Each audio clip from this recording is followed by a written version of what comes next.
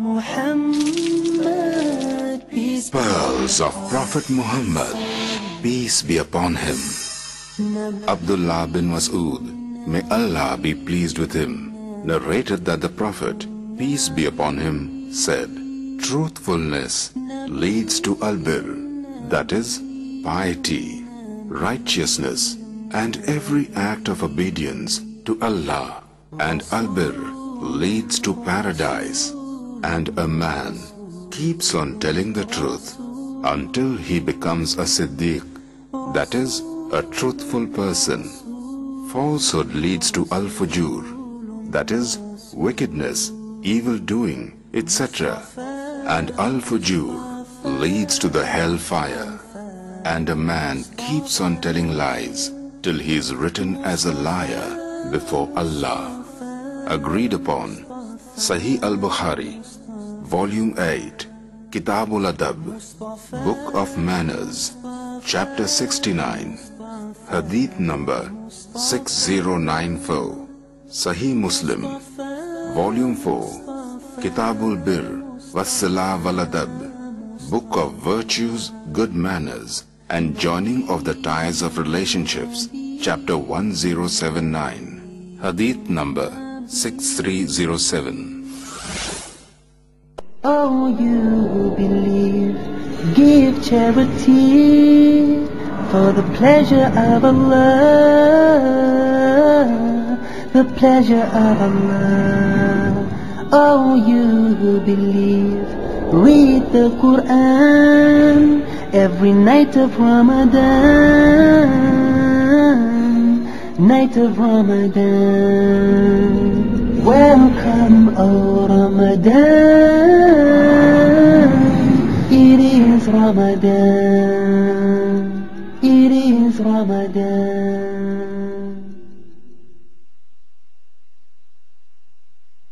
Dear brothers and sisters in Islam and humanity, Assalamu alaikum wa rahmatullahi wa barakatuh. May the peace, the mercy and the blessings of Allah subhanahu wa ta'ala be on all of you. Welcome to the show, Ramadan, a date with Dr. Zakir. I'm your host, Yusuf Chambers, and today we will be discussing sighting of the moon. Dr. Zakir, Assalamu alaikum. Wa alaikum assalam wa rahmatullahi wa barakatuh. Dr. Zakir, could you first explain to us how is the beginning of the Islamic month determined? Alhamdulillah, wassalatu wassalam ala rasulillah wa ala ali wa sahbihi ajma'in, amma ba'd. A'udhu billahi minash shaitanir rajim, bismillahir rahmanir rahim. Rabbi shrah li sadri wa yassir li amri wahlul 'uqdatam min lisani yafqahu qawli. We find that whenever the blessed month of Ramadan approaches, we find a lot of concerns, debates, arguments and different opinions as far as when does this month begin and end, and we have different people giving their own opinions, etc. But as far as the beginning of the Islamic month is concerned, Allah subhanahu wa ta'ala is very clear in the Quran that it is based only and only on the sighting of the moon. The moment you sight the new moon, the Islamic month begins. And Allah says in the Quran, in Surah Baqarah, chapter number 2, verse number 189, they ask thee concerning the new moons, say, these are signs marked, fixed for a period of time for the affairs of men and for pilgrimage. So Allah is very clear that the moment you sight the new moon, the Islamic month begins. And Muhammad sallallahu alaihi wasallam has made it clear in various Sahih hadith. It's mentioned in Sahih Bukhari, volume number 3, in the book of fasting, hadith number 1909, Abu Hurairah, may Allah be pleased with him, he said, Prophet Muhammad sallallahu alaihi wasallam, Abu Qasim, that was another name, may Allah be pleased with him, he said that fast when you see the crescent of Ramadan, fast when you see the new moon, that is of Ramadan, and you stop fasting when you see the crescent, that is the new moon of Shawwal. And if the sky is overcast, that means you cannot see the moon, then complete 30 days of Shaban. And Muhammad sallallahu alaihi wasallam was very particular to count especially the days in the month of Shaban, so that he could be sure when is Ramadan going to begin. And it's mentioned in Sunan Abu Dawud, volume number 2, in the book of fasting, hadith number 2318. Hazrat Aisha, may Allah be pleased with her, she says that Muhammad sallallahu alaihi wasallam was the most careful in counting the days of the month of Shaban. And whenever he saw the new moon of Ramadan, he used to start fasting. And if he could not see the new moon because of cloudy weather, etc., then he used to complete 30 days of Shaban. Muhammad sallallahu alaihi wasallam was particular in counting the days of Shaban, so that he could know exactly when does the month of Ramadan start. And as far as witness is concerned, whether the moon is sighted or not, the beloved Prophet Muhammad sallallahu alaihi wasallam said, it's mentioned in Sunan Nisa'i, book of fasting, hadith number 2118, the Prophet Muhammad sallallahu alaihi wasallam said, when two just Muslims sight the moon, when they give shahada, then fast or stop your fast. That means when two just Muslims give their verdict, you can start your fasting, start the month of Ramadan, or stop your fasting in the month of Ramadan. Therefore, two witnesses are required for testifying whether the month of Ramadan has started or ended. But there are other group of scholars who also say that one witness is sufficient to start the month of Ramadan, based on the hadith of Sunan Abu Dawud, volume number 2, in the book of fasting, hadith number 2335, where Abdullah ibn Umar, may Allah be pleased with him, he said that when people were seeing the moon, trying to find the new moon of Ramadan, I told to the Prophet that I had seen the new moon. The Prophet fasted and he commanded all the people to fast. So based on this one witness alone, most of the scholars, they say that for the beginning of the month of Ramadan, one witness is sufficient. If two is there, it's preferable, but one is sufficient. And for the end of the month of Ramadan, then two witnesses are required. Dr. Zakir, you mentioned the issue of witnesses. What kind of a person's testimony will be accepted for sighting of the moon? As the beloved Prophet ﷺ said, as I mentioned earlier, in Sunan Nisa'i, book of fasting, hadith number 2118, the beloved Prophet said that if two just Muslims, if they sight the moon, then you can start fasting or you can stop fasting. So here the criteria is it should be two just Muslims. The Arabic word is adl, that they should be adil. The Arabic word used is adil.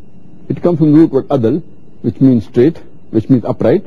It's opposite of a crooked person. And adil is a person who does all his obligatory acts, all his farais, and he does not commit any major sins, and he persistently does not commit any minor sins. Completes all his obligatory acts, includes he fasts, he prays, he gives zakat, etc., etc. And does not do any major sins, which we discussed earlier in the previous episode of major sins, does not slander, does not backbite, etc. The person should be of a good character and should have good eyesight. Being adil is a must. The person, besides being adil, the person also should have a good eyesight. Because only if he has a good eyesight can he sight the moon. If he doesn't have a good eyesight, only being adil is not sufficient, because then he may be deluded. So besides being adil, he should also have a good eyesight. And the criteria that's always laid down by Allah subhanahu wa ta'ala in the Quran for doing such work is the person should be strong and should be trustworthy. As Allah says in the Quran, in Surah Qasas, chapter number 28, verse number 26, the criteria for such type of people is that they should be strong and they should be trustworthy. Allah says in Surah Qasas, chapter number 28, verse number 26, speaking about narration of the story of Musa alayhi salam, when one of the two daughters of Shuaib alayhi salam says that he should employ Musa alayhi salam, and Allah says in the Quran, in Surah Qasas, chapter number 28, verse number 26, one of the daughters says that, "Oh my dear father, employ him on your wages," that means hire Musa alayhi salam, "because you truly require a man to employ who is strong and trustworthy. So strength and trustworthiness, these are the two criteria which are required. And a similar message is repeated in Surah Naml, chapter number 27, verse number 39, when Ifrit, one of the jinns, when he's asked to get the throne of Queen Sheba, then he says that truly indeed I have got strength and maybe you can trust me. Means one is the job is entrusted to him. He says you have got strength and you can trust him. So trustworthiness and strength are the two criteria required. So witness should be adil, that he should be trustworthy. That's what's important. Okay, thank you for the answer, Dr. Zakir. I'd like to further ask you regarding the sighting the moon. Is one allowed to use astronomical evidence to sight the moon? After all, isn't that more accurate than using a human witness? As far as using astronomical evidence, astronomical calculation or computation for the sighting of moon, as far as Islamic month is concerned, and the suggestions have been given very often, it's mainly given by those people who have lack of knowledge of Islam. Because as far as astronomical calculations were concerned, they were there even at the time of the Prophet.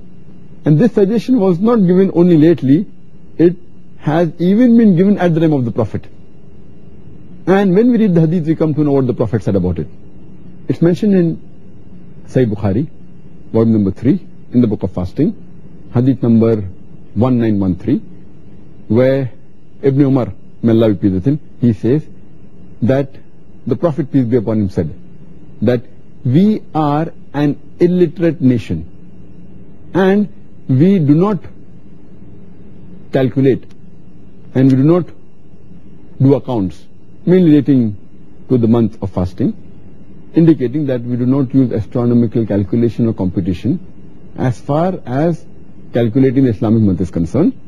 And he said that it's only so and so, and he did thrice, 1, 2, 3, and third time he pressed his thumb, indicating it's either 29 days or it is, he did thrice like that, so and so, indicating it's 30 days.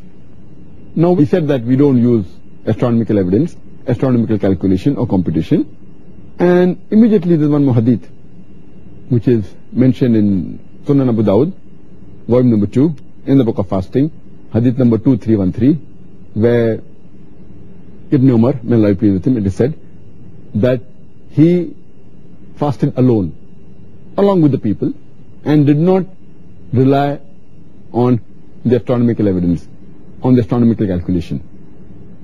From here we come to know that we have to rely only on sighting of the moon with your eyes. That's important.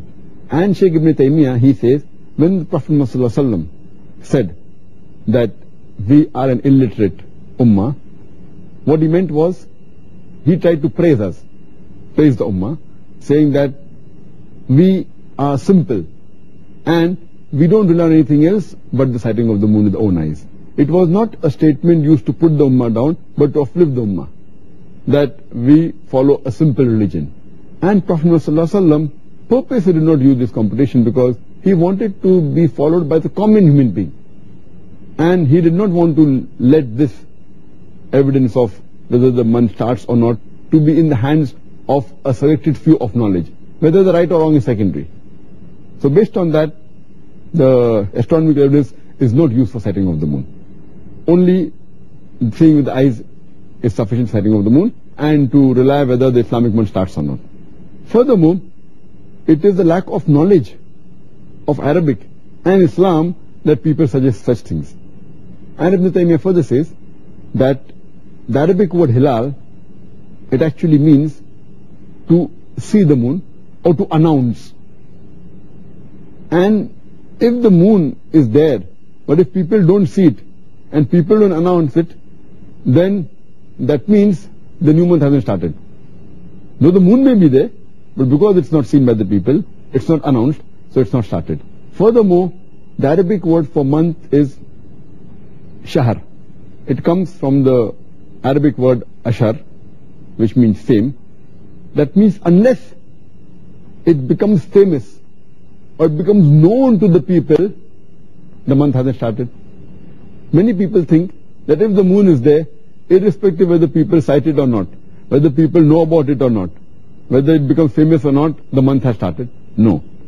It should also be seen by the people, and it should be made famous to the people. Then the right Arabic word, shahr, that means known to the people, then can we say the Islamic month has started. So based on this, therefore, the astronomical computation, whether right or wrong, it does not take into consideration, because people should see it themselves. It should be announced and should be made common, then the Islamic month starts. I'm sure that will help a lot of people to understand. Once you've given the derivation of the word, subhanallah, it makes so much sense. Jazakallah khair. So dear brothers and sisters, inshallah, join us after this short break. It is Ramadan. A mega event. A 30-acre venue. A grand spectacle. A coming together of many world-renowned Islamic orators. Watch them, hear them, live.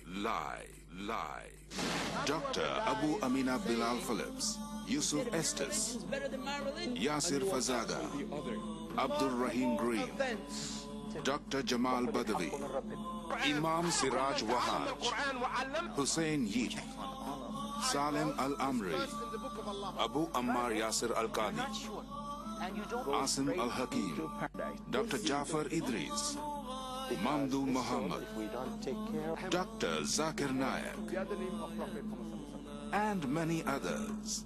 We welcome all of you to be a part of this historic conference. A unique opportunity not to be missed. Peace, the solution for humanity. International Conference at Somaya Grounds, Sign East, Mumbai, India. From Friday, 23rd November to Sunday, 2nd December 2007. Every day from 10 a.m. to 10 p.m. Peaceful, peace. Peace TV, the solution for humanity.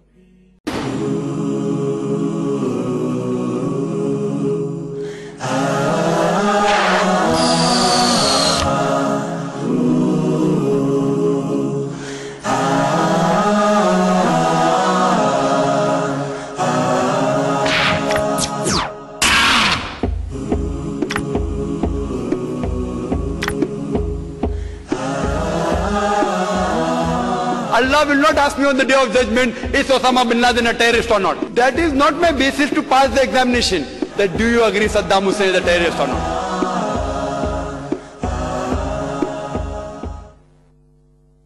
Anything which contradicts the way of Rasulullah ﷺ is wrong. Anything which contradicts the Quran of any of the other scriptures is wrong. The Quran is 100% the word of Allah. Dr. Abu Amina Bilal Phillips. Everything else was batil, it's clear, it is false, and we call to that truth. This is the truth.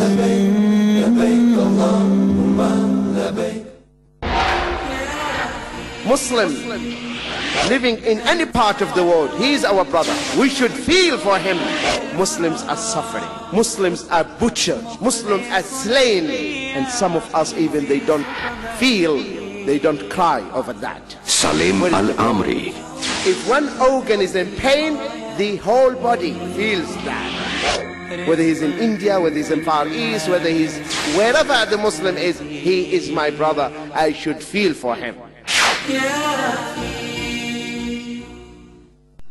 It is Ramadan. Dear brothers and sisters in Islam and humanity, Assalamu alaikum, and welcome back to the show Ramadan A Date with Dr. Zakir. I'm your host, Yusuf Chambers, and today we're discussing the topic, sighting of the moon. Assalamu alaikum. Wa alaikum assalam wa rahmatullahi wa barakatuh.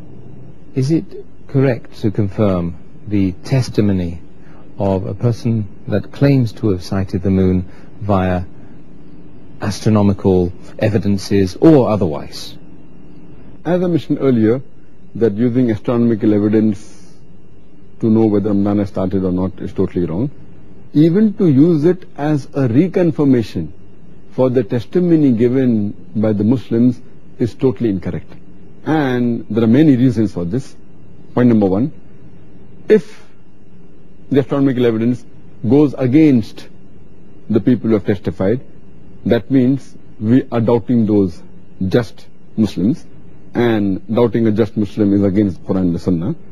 Point number two, if the astronomical evidence goes against the testimony, it may be that some of our acts of worship may be nullified, which will again create a problem. And point number three, which is the most important, it goes against the sayings of the Prophet, against the commandment of the Prophet.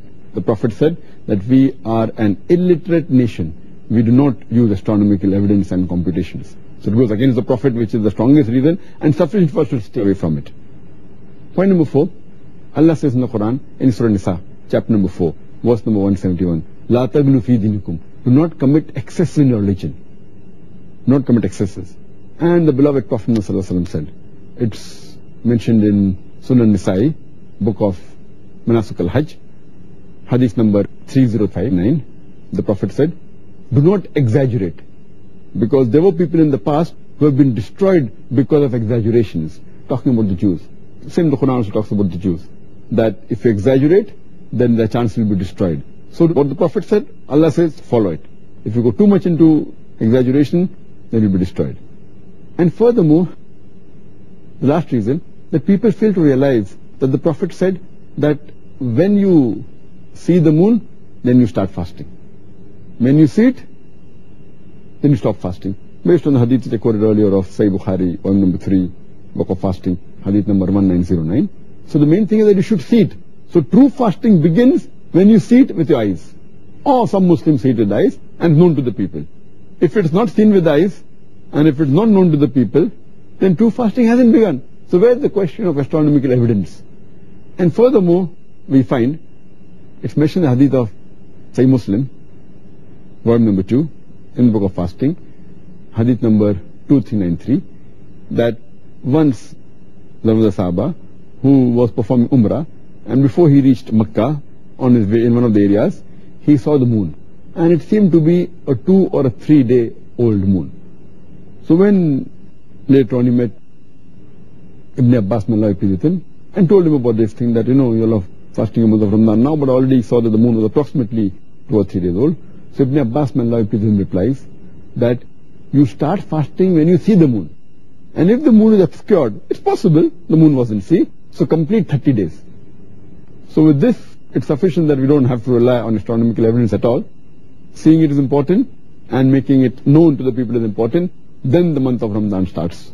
If it's not seen, if it's not known, it doesn't start. Okay, once again you're reaffirming what you've said. I mean, it really is all about us seeing it with our own eyes. Dr. Zakir, if a person starts fasting in one country, he then travels to a second country.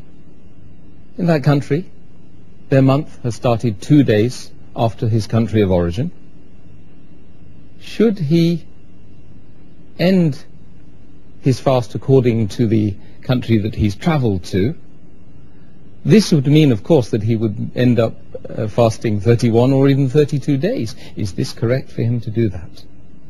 As far as a person who starts fasting in one country, and when he travels to another country, and that country has started maybe 2 days late, and if he continues and he ends his month of Ramadan according to the second country where he has travelled, it may be that he may end up fasting 31 days or 32 days. So should he fast till the end of that country, or should he continue with the country of origin, and when they finish the Ramadan, they should finish? As far as this question is concerned, as Allah's Prophet has clearly mentioned in the hadith of Sahih Bukhari, volume number 3, book of fasting, hadith number 1907 and 1909, that our Prophet said that when you see the new moon, you start fasting, and when you see the new moon, you stop fasting. So based on this, but natural, and another hadith of Tirmidhi, book of fasting, hadith number 697, the beloved Prophet said, the fast is the day you all fast. And the breaking of the fast is the day when you all break the fast. And The day of sacrifice is the day when you are sacrificed, indicating it should be done in congregation, it should be in Jama'ah.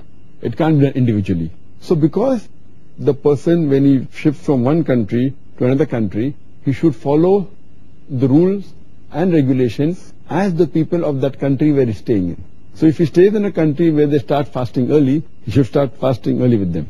And if he goes to a country where the fasting is delayed, the month of Ramadan is delayed by 2 days, he should continue with them. Even if he has to fast 1 or 2 days more, he has to continue doing that.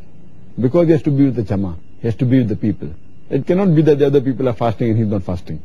He should maintain the Jama'ah.